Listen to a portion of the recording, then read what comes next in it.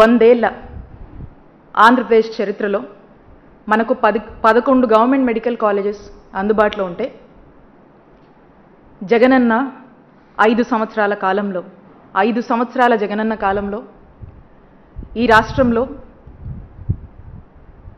17 కొత్త government medical కాలేజీలు 8,500 కోట్లు ఖర్చు చేస్తూ ఈ రాష్ట్రంలో మెడికల్ కాలేజెస్ తీసుకురావాలని గవర్నమెంట్ పరిధిలో వాటిని ముందుకు తీసుకువెళ్ళి ఎంతోమంది వైద్య విద్య అభ్యసించాలని చెప్పి ఎదురుచూస్తున్నటువంటి విద్యార్థులకు అలాగే ఈ ప్రాంత ప్రజలకు tertiary care services super speciality వైద్య సేవలు ఆ ప్రాంతంలోనే ఎక్కడికక్కడ ఆ ప్రాంతంలోనే అందజేయాలి అనేటువంటి ఒక గొప్ప ఆలోచనతో ఈ కార్యక్రమానికి శ్రీకారం చుట్టారు.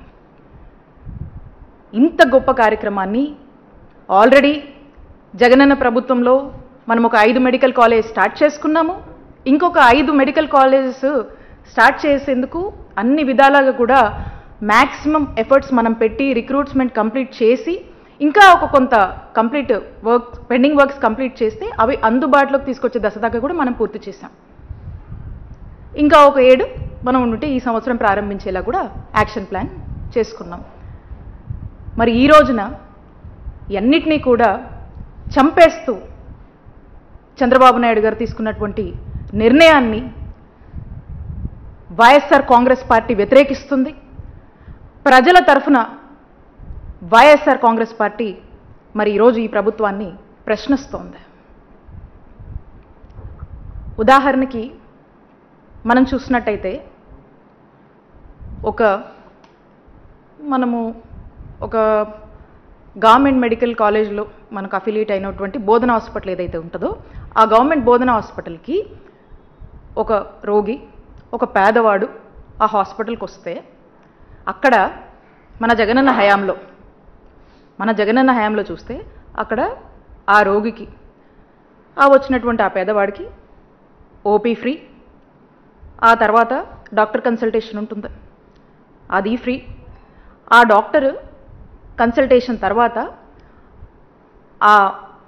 ఆ రోగికి ఏదైనా మందులు రాస్తే ఆ మందులు ఫ్రీ. లేదు ఏదన్నా టెస్టులు చేసుకోమని అతనికి ఉన్నటువంటి పరిస్థితి వల్ల ఓ సిటీ స్కానో ఓ ఎంఆర్ఓయో ఒక ఎక్స్రేయో లేదా ఏదైనా బ్లడ్ టెస్టులు ఏదైనా చేసుకోమంటే అవి ఫ్రీ. ఆ టెస్టుల తర్వాత ఆ రిపోర్ట్ తీసుకొని మళ్ళీ రీకన్సల్టేషన్కి వెళ్తే ఆ రీకన్సల్టేషన్ ఫ్రీ. లేదు మందులు వేసుకుంటే సరిపోతుంది, లేదంటే ఏదైనా సర్జరీ చేయాలో లేదా ఆపరేషన్ చేయాలో ఏదైనా థెరపీ చేయాలో ఏదన్నా చెప్పినా ప్రతి అక్కడున్నటువంటి ఏ ట్రీట్మెంట్ ఆ డాక్టర్ సజెస్ట్ చేసినా కూడా అది ఫ్రీయే. అక్కడ ఆ పేదవాడికి ₹1 కూడా తన సొంత ఖర్చు లేదు, తన మీద ఏ భారం పడట్లేదు. ప్రభుత్వంగా జగనన్న తీసుకున్నటువంటి బాధ్యత. ఈ రోజున చంద్రబాబు నాయుడు గారి నాయకత్వంలోని కూటమి ప్రభుత్వం వచ్చాక ఇవన్నీ మీరు అమ్మకానికి పెట్టి ఈ రోజున పరిస్థితి ఏంటి? ఈ రోజున ఈ విధంగా ప్రైవేటైజేషన్ పద్ధతిలో పోతే ఒక పేదవాడు ఒక రోగి హాస్పిటల్కి వస్తే ఆ ఓపీకి డబ్బులు కట్టాలి, ఆ కన్సల్టేషన్కి డబ్బులు కట్టాలి. ఆ కన్సల్టేషన్ అయిపోయిన తర్వాత డాక్టర్ ఏదైనా మందులు చెప్తే ఆ మందులు డబ్బులు పెట్టి కొనుక్కోవాలి. లేదు ఇదే సిటీ ఎంఆర్ఐ స్కాను లేదా ఎక్స్రే లేకపోతే ఇంకో ఏదన్నా బ్లడ్ టెస్టులు రాశారంటే వాటికి డబ్బులు ఖర్చు పెట్టుకోవాలి. ఆ తర్వాత ఆ టెస్టులు రిపోర్ట్లు వచ్చాక మళ్ళీ రీకన్సల్ట్ డాక్టర్ని అయితే ఆ మందులతో తగ్గిపోతుందని చెప్పినా లేదా సర్జరీ చేయాలన్నా ఇంకో ఆపరేషన్ చేయాలన్నా ఇంకో థెరపీ చేయాలన్నా ఇంకోటి చెప్పినా వాటికి డబ్బులు ఖర్చు పెట్టాలి. ఈ భారం అంతా ఎవరి మీద పడుతుంది? ఈ భారం అంతా ఆ పేదవాడి మీద పడుతుంది. దీనివల్ల ఆ పేదవాడి పరిస్థితి ఏంటి? అప్పుల పాలైపోతాడు, దిక్కుచోచని పరిస్థితిలోకి వెళ్ళిపోతాడు. ఈ భారం బాధ్యత గల ప్రభుత్వంగా మీది కాదా అని నేను ఈ కూటమి ప్రభుత్వాన్ని ప్రశ్నిస్తున్నాను. జగనన్న ప్రభుత్వంలో అయితే ఇవన్నీ ఫ్రీగా పేదవాడికి మనం అందుబాటులోకి తీసుకొచ్చాము. ఈరోజు ప్రైవేటైజేషన్ పేరుతో కూటమి ప్రభుత్వం ఇవన్నీ కూడా పేదవాడి దగ్గర నుంచి డబ్బులు వసూలు చేసి ఈ విధంగా బిజినెస్ చేసుకుంటూ ఈ విధంగా సొమ్ము చేసుకుంటూ పేదవాడిని గాలికి వదిలేసినటువంటి పరిస్థితులు ఈరోజు ఈ ప్రైవేటైజేషన్ పద్ధతిలో నెలకొంటున్నాయి. గతంలో ఆయన హయాంలో అనేక దారుణాలు చేసి అనేక రకాలుగా ఆరోగ్య వ్యవస్థను నిర్వీర్యం చేసి ఇవాళ మళ్ళీ బురద జల్లే కార్యక్రమం చేస్తా ఉన్నాడు జగన్మోహన్ రెడ్డి. అయ్యా జగన్మోహన్ రెడ్డి గారు, మీరు ముఖ్యమంత్రిగా ఉన్నటువంటి 5 సంవత్సరాల కాలంలో మెడికల్ కాలేజీలకు సంబంధించి మాట్లాడుకుంటే మీరు తీసుకొచ్చింది కేవలం 5 కళాశాలలు, మీరు గ్రౌండ్ చేసింది కేవలం 5 కళాశాలలు, అవి కూడా అసంపూర్తిగా. ఏవైతే మరి విజయనగరం, మచిలీపట్నం, ఏలూరు, రాజమండ్రి, నంద్యాల ఇటువంటివి 5 కళాశాలలు ఏవైతే ఉన్నాయో అవి కూడా పూర్తిగా అక్కడ ఇన్ఫ్రాస్ట్రక్చర్ పనులు పూర్తి కాకుండానే కొంత అసంపూర్తిగానే మీరు అక్కడ కాలేజీలని ప్రారంభించినటువంటి పరిస్థితి. ఇవాళ అవన్నీ కూడా మళ్ళీ మేము పూర్తి చేస్తూ ఉన్నాం. అదేవిధంగా ఇంకా అదనంగా 10 కాలేజీలని మేము ఇవాళ పీపీపీ సెక్టర్లో, పీపీపీ మోడల్లో అభివృద్ధి చేసేటటువంటి కార్యక్రమాన్ని కూడా చేపట్టాం.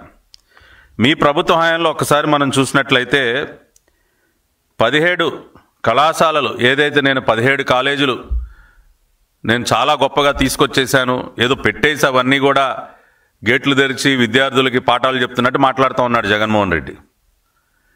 మీరు 17 కళాశాలలకు సంబంధించి 8,480 కోట్ల రూపాయల అడ్మినిస్ట్రేటివ్ శాంక్షన్ ఉంటే మీరు ఖర్చు చేసింది కేవలం 1,451 కోట్లు మాత్రమే.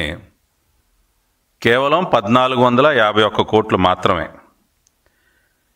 ఇంకా కాంట్రాక్టర్లకి పెండింగ్ బిల్స్ దాదాపుగా ఇంకో 303 కోట్లు, ఇంకా బిల్ చేయాల్సినవి ఇంకా పెండింగ్ పెట్టినవి కూడా ఇంకో 347 కోట్లు. అంటే ఖర్చు చేసింది కేవలం 1,451 కోట్లు.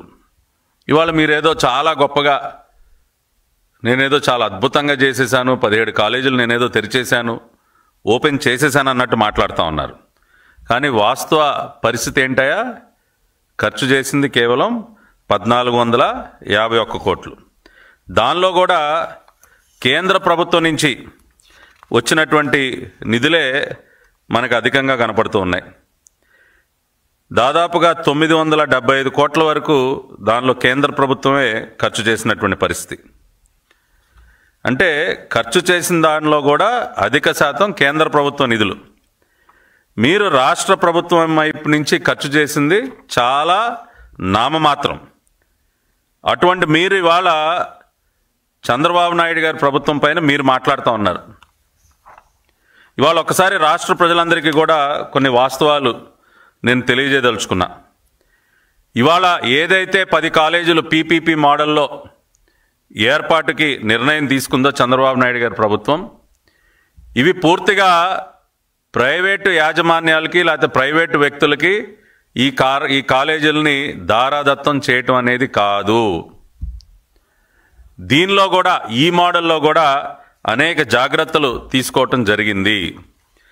ఎవరైతే మరి కాలేజీల ఏర్పాటుకి ముందుకు వస్తూ ఉన్నారో ఇవి కూడా ఈ 10 కాలేజీల్లో కూడా ఫేజ్ 1 4 కాలేజీలు, ఏదైతే మరి మార్కాపూర్, మదనపల్లి, పులివెందుల, ఆదోని, ఈ 4 కాలేజీలు ఫేజ్ 1లో తీసుకోవడం జరిగింది. ఈ 4 కాలేజీలకు సంబంధించి కూడా గత ప్రభుత్వ హయాంలో మీరు చూసినట్లయితే మార్కాపూర్లో కేవలం 19% మాత్రమే పనులు చేశారు.